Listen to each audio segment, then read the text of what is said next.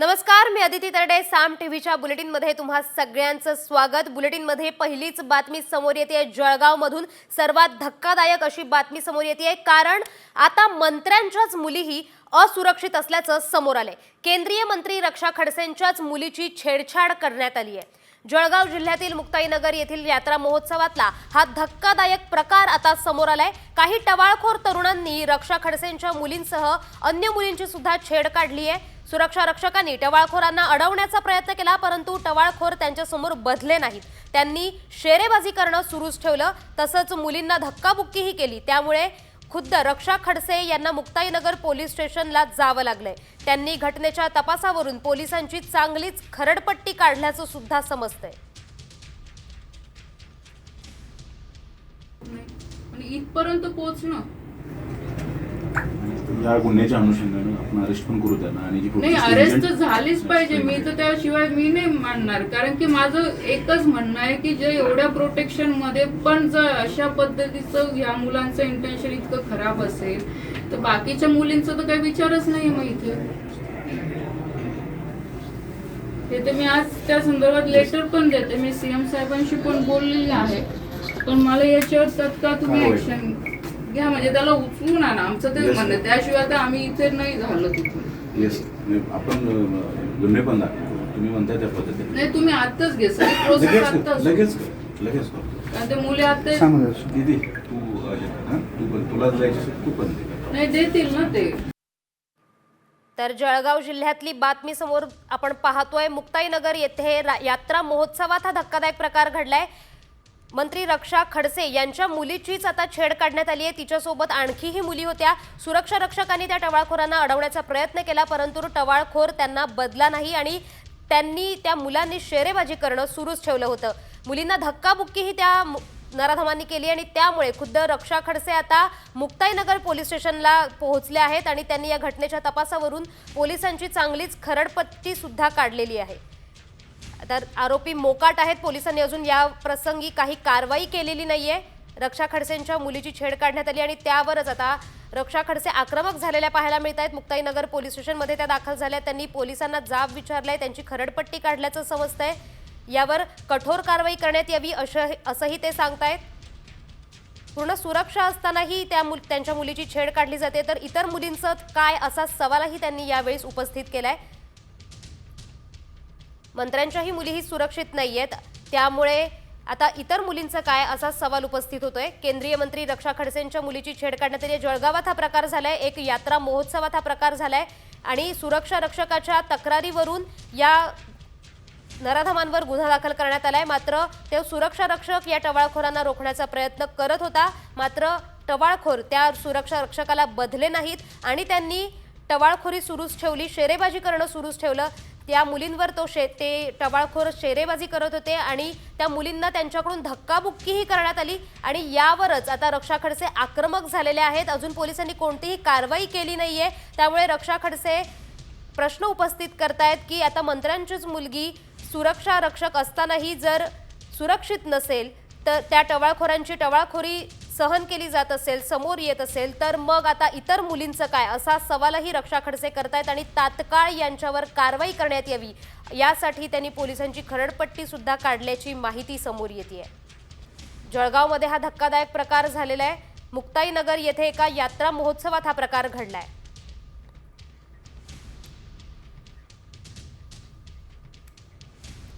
तर आपल्यासोबत रोहिणी खडसे मॅम आहेत. तर रोहिणी मॅम, काय सांगाल की अशा प्रकारच्या घटना वारंवार समोर येत आहेत आणि आता रक्षा खडसेंची मुलगी त्यांच्यासोबतही हा प्रकार झालाय. तुमची प्रतिक्रिया काय आहे यावर?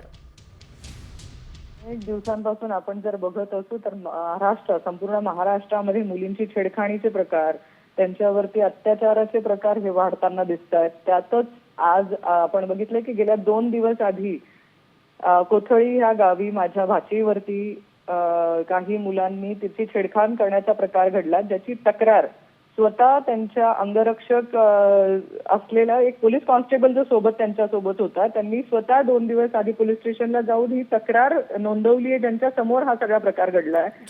गेल्या 2 दिवसामध्ये ह्या ज्या टवाळखोर मुलांच्या बाबतीमध्ये तक्रार नोंदवली आहे त्याच्यावर कारवाई झालेली नाही, म्हणून स्वतः केंद्रीय मंत्र्यांना पोलीस स्टेशनला जाऊन आता न्याय मागावा लागतोय. जी. म्हणजे पोलीस कुठेतरी गुन्हेगारांना पाठीशी घालण्याचं काम करतंय का, हा प्रश्न आपल्याला सगळ्यांना उपस्थित होतो. आणि अशा परिस्थितीमध्ये एखाद्या केंद्रीय मंत्र्यांची मुलगी सुरक्षित नाही तर माझ्या मतदारसंघातल्या सगळ्या मुली, ज्या सर्वसाधारण कुटुंबातल्या मुली असतील, आम्ही कुठल्या परिस्थितीत तिथे राहत असू याचा विचार करा.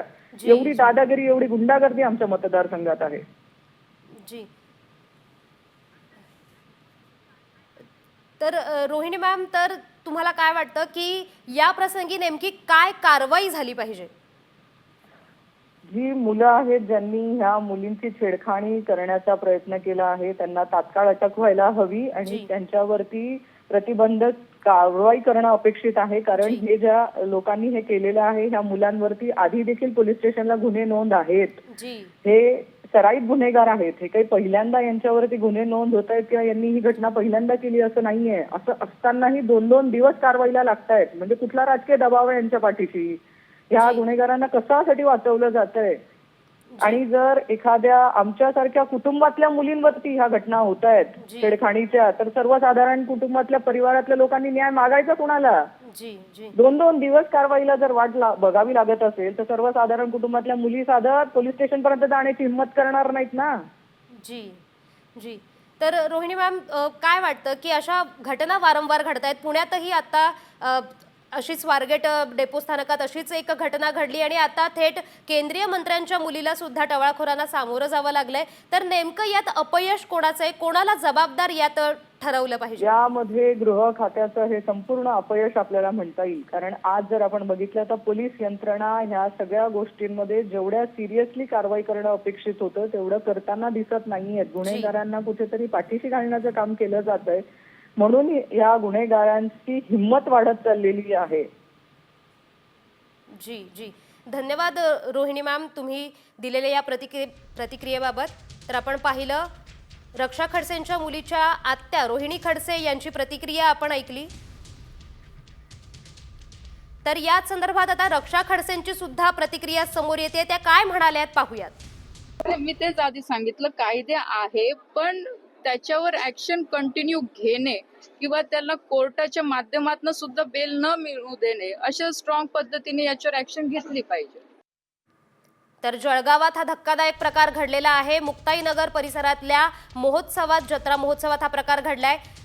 केंद्रीय मंत्री रक्षा खडसे यांच्या मुलीची छेड काढण्यात आली आणि तिच्यासोबत तिच्या इतर मैत्रिणीही होत्या. सुरक्षा रक्षकाने या टवाळखोरांना रोखण्याचा प्रयत्न केला, अडवण्याचा प्रयत्न केला. मात्र टवाळखोर त्यांच्यासमोर बदले नाहीत आणि त्यांनी शेरेबाजी करणं सुरूच ठेवलं. इतकंच नाही तर त्या मुलींना त्यांनी धक्काबुक्कीही केली आणि त्यामुळेच आता खुद्द रक्षा खडसे या मुक्ताईनगर पोलीस स्टेशनमध्ये दाखल झालेल्या आहेत आणि त्यांनी पोलिसांना जाब विचारले. तब्बल 2 दिवस या प्रकरणाला उलटून गेले तरीही अजून या मुलांना अटक करण्यात आलेली नाहीये. हे मुलं सराईत गुन्हेगार आहेत अशी ही प्रतिक्रिया आपण रोहिणी खडसेंकडून ऐकली आणि तरीही अजून यांच्यावर काहीही कारवाई झालेली नाहीये. आरोपी मोकाट आहेत आणि त्यांना तात्काळ अटक करावी अशीच मागणी आता समोर येते. रक्षा खडसेंच्या मुलींसंदर्भात ही धक्कादायक बातमी आपण पाहतोय. टवाळखोरांनी त्यांची छेड काढलेली आहे आणि जळगावात हा सगळा प्रकार घडलेला आहे. तब्बल 2 दिवस उलटून गेले तरी अजून कोणतीही कारवाई यात झालेली नाहीये. सुरक्षा रक्षकाच्या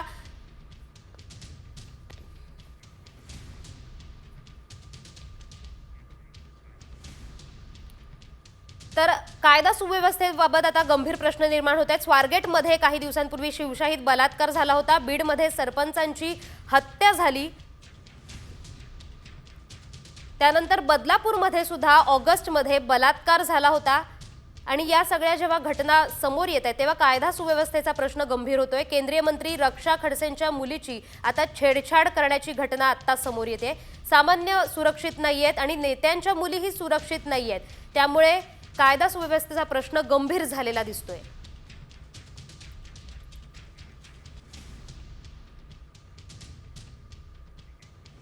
तर केंद्रीय मंत्री रक्षा खडसे यांच्या मुलीची छेडछाड करण्यात आली आणि या प्रसंगी 2 दिवस उलटून गेले तरी अजूनही कारवाई झालेली नाहीये. अटकेची मागणी केली जाते. तर यावर आता नेमकं काय पुढे घडतंय या सगळ्याच्या अपडेट्स साम टीव्ही तुम्हाला देत राहील. तुर्तास पुढच्या बातम्यांकडे वळूया. वेगवान बातम्यांचा आढावा घेऊया टॉप 20 मधून.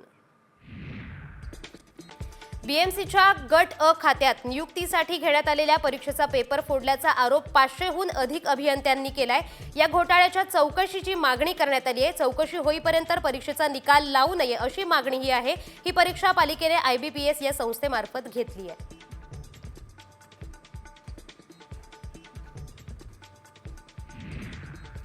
शिवशाही बलात्कार प्रकरणी महत्त्वाचा पुरावा हाती लागलाय। घटनेनंतर पीडित तरुणीने एका व्यक्तीला आपबीती सांगण्याचा प्रयत्न केला होता अशी माहिती सुरुवातीला समोर आली होती। दरम्यान ती व्यक्ती एसटीचा एक कंडक्टर असल्याची माहिती मिळतेय। पोलिसांनी या कंडक्टरचा जबाब नोंदवलाय। दिल्ली सरकारने 31 मार्च 2025 नंतर 15 वर्षांहून जुन्या पेट्रोल वाहनांना पेट्रोल दिलं जाणार नाहीये।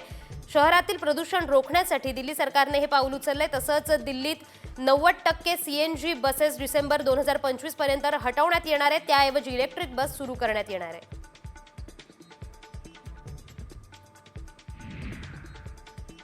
कोल्हापूरच्या करूळ घाटाचे काम सुरू असून वाहतूक 13 महिन्यांपासून खंडित झाली होती। मात्र आता हे काम अंतिम टप्प्यात आल्याने एकेरी वाहतूक सुरू करण्यात आली आहे। त्यामुळे वाहन चालकांसह प्रवाशांना दिलासा मिळाला आहे।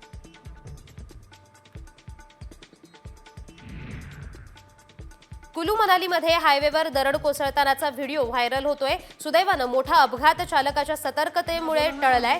मुसळधार पावसामुळे हिमाचल प्रदेशातील अनेक भागात प्रचंड नुकसान झालंय। मुसळधार पावसामुळे नदी नाल्यांना पूरही आलाय।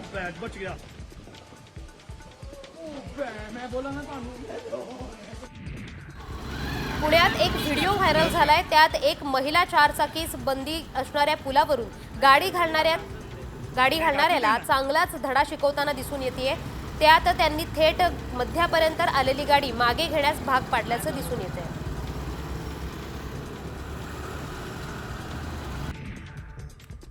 न्यूझीलंड विरुद्धचा सामना आज विराटसाठी स्पेशल ठरणार आहे। विराट या सामन्यासाठी मैदानात पाऊल ठेवताच सचिन तेंडुलकर, MS धोनी, युवराज सिंग सारख्या दिग्गजांच्या पंक्तीत स्थान मिळवणार आहे। विराटला प्लेइंग 11 मध्ये संधी मिळाली तर त्याच्या कारकिर्दीतील हा 300वा वनडे सामना असणार आहे।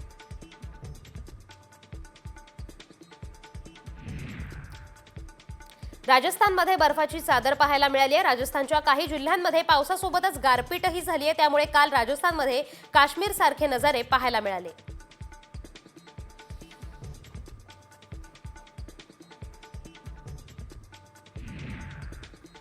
शिवशाही बलात्कार प्रकरणी महत्त्वाचा पुरावा हाती लागलाय। घटनेनंतर पीडित तरुणीने एका व्यक्तीला आपबीती सांगण्याचा प्रयत्न केला होता अशी माहिती सुरुवातीला समोर आली। दरम्यान ती व्यक्ती एसटीचा कंडक्टर असल्याची माहिती मिळतेय। पोलिसांनी या कंडक्टरचा जबाब नोंदवलाय।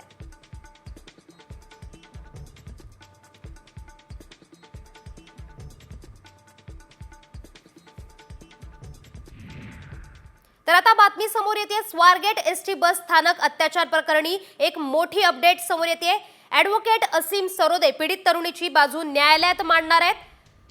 असीम सरोदे यांच्याकडून सगळ्या घटनेची माहिती घेण्याचं काम सुरू करण्यात आलंय। तर स्वारगेट बस स्थानक अत्याचार प्रकरणी आता मोठी अपडेट आपण पाहतोय। ॲडव्होकेट असीम सरोदे पीडित तरुणीची बाजू मांडणार आहेत। सरोदेंकडून घटनेची पूर्ण माहिती घेण्याचं काम सुरू करण्यात आलंय। स्वारगेट बस स्थानकात बुधवारी सकाळी अत्याचार झाला होता आणि याच प्रकरणी अपडेट समोर येते।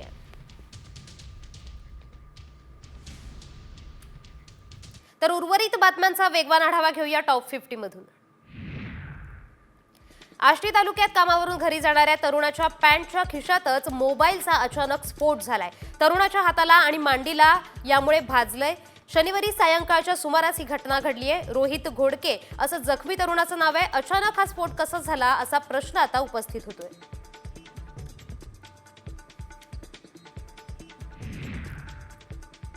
साईबाबा संस्थानाच्या साईबाबा रुग्णालयाला गुजरातच्या जय साई फाउंडेशनकडून 21 लाख रुपयांच्या अत्याधुनिक मशीन्स दान करण्यात आल्या आहेत। या अत्याधुनिक उपकरणांमुळे कार्डिओलॉजी विभागातील तपासण्या आणि शस्त्रक्रिया अधिक सुलभतेने होणार आहेत।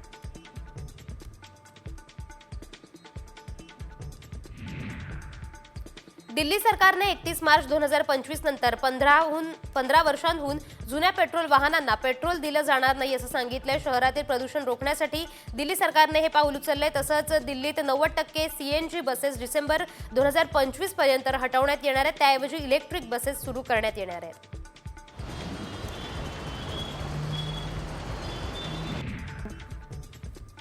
राष्ट्रवादी काँग्रेस युवक संवाद कार्यक्रमाच्या माध्यमातून राज्यात 2 लाख सदस्य नोंदणी केली जाणार आहे। सदस्य नोंदणीची सुरुवात पंढरपूरला करण्यात आली आहे। यासाठी राष्ट्रवादी युवकचे राष्ट्रीय प्रदेश उपाध्यक्ष समाधान काळे यांनी पुढाकार घेतला।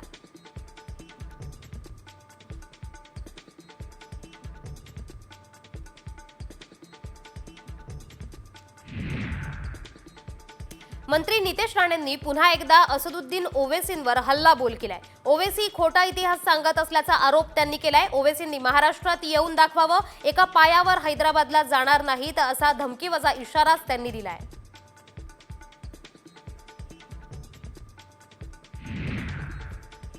ब्राह्मण आणि इतर समाजाचा वाद हा राजकीयदृष्ट्या प्रेरित असल्याचं वक्तव्य आमदार गोपीचंद पडळकरांनी केलंय। विरोधी पक्ष जेव्हा अडचणीत येतो तेव्हा ते ब्राह्मण समाजाला टार्गेट करून इतर समाजाची माथी भडकावून मतं मिळवतात असं पडळकरांनी म्हटलंय।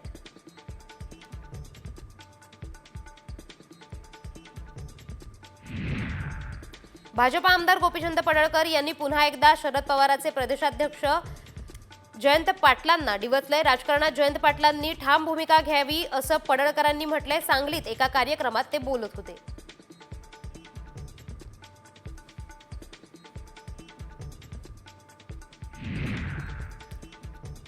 पुण्यातील स्वारगेट एसटी स्टँडमध्ये झालेल्या अतिप्रसंगाबाबत रुपाली ठोंबरे यांनी एक खळबळजनक दावा केलाय।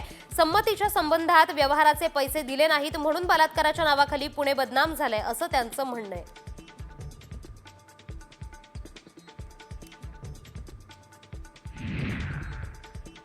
धनंजय मुंडेंचा उद्या राजीनामा होणार असा खळबळजनक दावा करुणा मुंडे यांनी केलाय। फेसबुक पोस्टमधून करुणा मुंडेंनी हा मोठा दावा केलाय। करुणा मुंडेंच्या या फेसबुक पोस्टमुळे आता राजकीय वर्तुळात चर्चांना उधाण आलंय। उद्यापासून सुरू होणाऱ्या अधिवेशनात धनंजय मुंडेंचा राजीनामा घेतला जाणार का हे पाहणं महत्त्वाचं ठरणार आहे।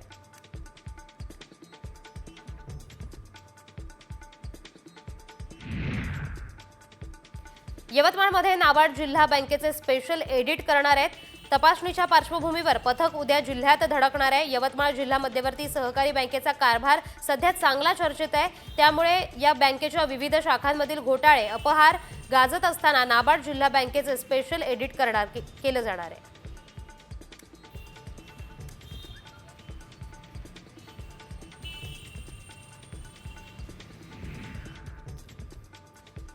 अकोल्यात रस्त्यावर धावत्या बसला अचानक आग लागली। पोपटखेडहून अकोटकडे जात असताना बसमधून धूर निघत असल्याचं बस चालकाला लक्षात आलं।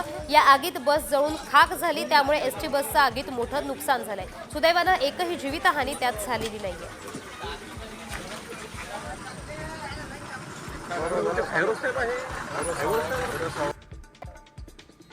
एक दिवसांच्या नवजात मुलीला शेतात सोडून तिच्या आईने पळ काढल्याची संतापजनक घटना नांदेडच्या हृदयगाव तालुक्यात माळझरामध्ये घडली आहे। या मुलीवर उपचार सुरू आहेत। जन्म देऊन शेत शिवारात सोडून दिलेल्या नवजात बालिकेच्या आई वडिलांचा शोध पोलीस घेत आहेत।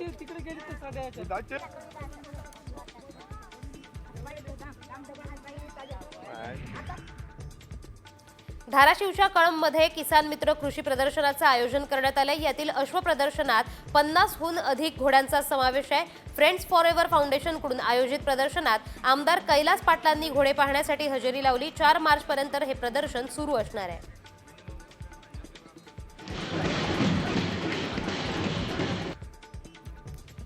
बाजारात कारल्याची आवक वाढल्याने याचा परिणाम दरावर दिसून येतोय। आठवडाभरात कारल्याचे भाव क्विंटल मागे 300 ते 500 रुपयांच्या दरम्यान कमी झाले आहेत। सध्या बाजारात कारली प्रति क्विंटल 2500 ते 3000 रुपयांच्या दरम्यान विकलं जाते।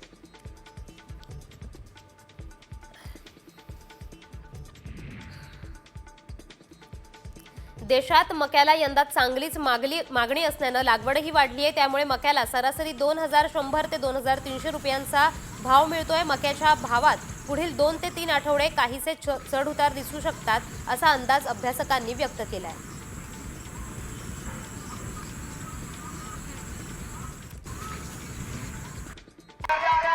सांगलीत देवेंद्र फडणवीस केसरी बैलगाडा शर्यतीचं मैदान भरवण्यात आलं होतं। म्हसोबा यात्रेनिमित्त आमदार सदाभाऊ खोत आणि रयत क्रांती संघटनेकडून ही शर्यत आयोजित करण्यात आली होती। या बैलगाडा शर्यतीत संभाजीनगरमधील लखन आणि चिक्या या बैलांनी मैदान गाजवलं।